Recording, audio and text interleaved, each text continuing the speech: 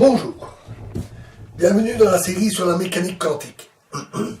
Alors, dans la vidéo précédente, nous avons vu la situation des ondes de spin avec une solution avec deux magnons, donc deux ondes de spin. Nous avons obtenu une solution AMN qui peut s'exprimer comme E exposant I à une constante près K1XM fois E exposant I K2XM pour deux nombres d'ondes K1 et K2. Mais cette solution, en réalité, n'est pas tout à fait satisfaisante. Parce qu'en effet, quand nous avons décrit les états, nous avons bien dit que les états XM et XN, l'état XM et XN, est totalement identique à l'état XN, XM. Parce qu'on a deux spins qui sont retournés, et peu importe qu'on dise c'est celui-là et celui-là, ou bien qu'on dise c'est celui-là et celui-là. Peu importe l'ordre. On a deux spins retournés, c'est tout. C'est totalement symétrique. Or, la solution ici, elle n'est pas symétrique. Parce qu'en général, K1 et K2 ont des valeurs différentes. En réalité, si on regarde bien les équations, il existe une autre solution. L'autre solution, c'est EI K2XM fois EI K1XM. Donc on a inversé le K1 et le K2. Et d'ailleurs, cette solution a la même énergie. Donc si on veut que ça soit symétrique, la seule solution, c'est de les additionner. Donc on a une constante K ici, on va noter K. On a la solution, ça sera AMN égale K fois EIK1XM, EIK2XN, donc la première solution, plus EIK2XM, EIK1XN, c'est-à-dire l'autre solution, XN. Si, cette fois-ci, si on échange nos deux spins, XM et XN, on retrouve la même solution, la même valeur pour AMN. Ça revient aussi à dire que nos deux particules sont indiscernables.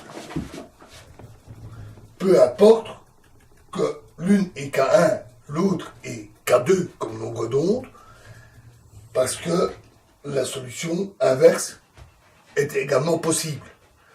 On a deux particules, deux magnons, mais on ne peut pas dire lequel a l'impulsion P1, qui est égale à H bar sur K1, et laquelle des deux particules a l'impulsion P2, égale H bar sur K2. Tout ce qu'on sait, c'est qu'elles ont les impulsions P1 et P2, mais on ne peut pas dire lesquelles.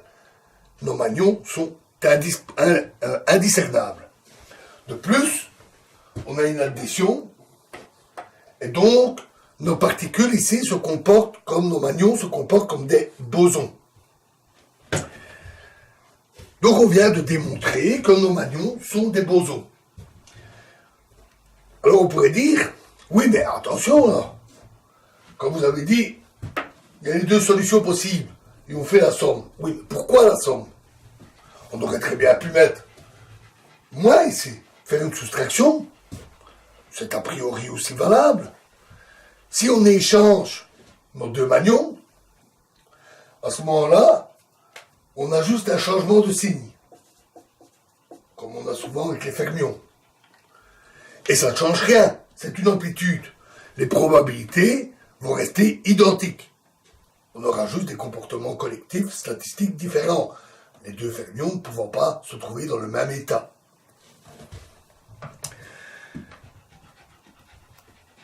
Oui, mais si on regarde d'où viennent les magnons, c'est une chaîne d'électrons avec des spins vers le haut, et il y en a deux qui sont vers le bas. Parler d'échange, là, n'a pas d'importance. Tout ce qu'on a, c'est deux spins vers le bas, point. Et qu'on dise c'est celui-là, ou celui-là, ou celui-là, et celui-là, c'est strictement la même chose. Deux spins vers le bas. Faire un échange ne doit rien changer, même pas le signe. En fait, des quasi-particules, comme le sont les magnons, les phonons, Les quasi-particules peuvent aussi bien être des fermions que des bosons. Il existe des cas de quasi-particules qui sont des fermions. Et comment être sûr? Eh bien parce que là aussi, c'est lié au spin. Alors vous vous rappelez, je vous avais dit, les particules de spin entier sont des bosons, celles de spin demi-entier comme les électrons sont des fermions. Qu'en est-il dans notre magnon? Quel spin peut-il avoir? Les électrons ont un spin à demi, mais les magnons, alors on a une série de spins vers le haut, et ce qu'on fait, c'est en retourner un vers le bas, pour avoir un état avec un spin vers le bas, et donc un magnon qui va se propager. L'état vers le haut a une valeur propre plus 1,5, celui vers le bas moins 1,5. Et donc, le changement total de spin est moins 1 ici, donc une valeur entière. Et donc, puisque le spin correspondant à l'apparition d'un magnon, le changement de spin correspondant à l'apparition d'un magnon est un spin entier, ce que nous voyons, c'est que notre magnon a un spin 1 entier, et donc, eh bien, un boson. Voilà, alors, donc pour des particules indépendantes, c'est-à-dire des particules pour lesquelles on ignore les interactions, c'est l'approximation que nous avons fait. Les particules n'interagissent pas les unes avec les autres. Ce qu'on a, c'est que les amplitudes sont l'amplitude des états, c'est le produit des amplitudes pour chaque particule. C'est ce qui caractérise les particules indépendantes. Et c'est logique, parce que, en prenant le carré, ça revient à prendre le produit des probabilités. Et en probabilité, des événements indépendants ont une probabilité totale qui est donnée par le produit. S'il y a une chance sur 2 qu'il pleuve, s'il y a une chance sur 2 que je mange une pomme, eh bien il y aura une chance sur 2 fois une chance sur 2, c'est-à-dire une chance sur 4 que je mange une pomme et qu'il pleuve. Les deux événements sont indépendants. On fait donc le produit. Et en sus, on doit symétriser correctement l'expression avec un plus ou un moins selon que ces particules indépendantes se comportent comme des bosons ou des fermions, avec le comportement statistique qui va alors avec. De plus, pour des particules indépendantes, nous l'avions vu la vidéo précédente, l'énergie est la somme de l'énergie de chaque particule.